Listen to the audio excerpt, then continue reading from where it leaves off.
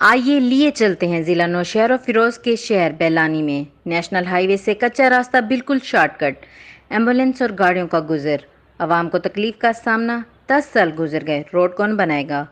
हम अपील करते हैं और बहुत कुछ बताते हैं। हमारे गाजी न्यूज़ के नुमाइंदे मलिक सलीम इस रिपोर्ट में। जी मलिक सलीम, क्या तफसीलात हैं? जी बिल्कुल, मैं आपको बताता चलूँ, ये जो कच्चा रास्ता नज़र आ रहा है नेशनल हाईवे से निकलकर शहर बैलानी की तरफ आता है। ये रास्ता बिल्कुल शॉर्टकट है और काफ़ी शहरों को ये रास्ता लगता है। काफ़ी दफ़ा नेशनल हाईवे बंद होने की सूरत में एम्बुलेंस वगैरह भी यहीं से क्रॉस करती हैं और काफ़ी दफ़ा यहाँ पर गाड़ियाँ भी कल्टी हुई हैं।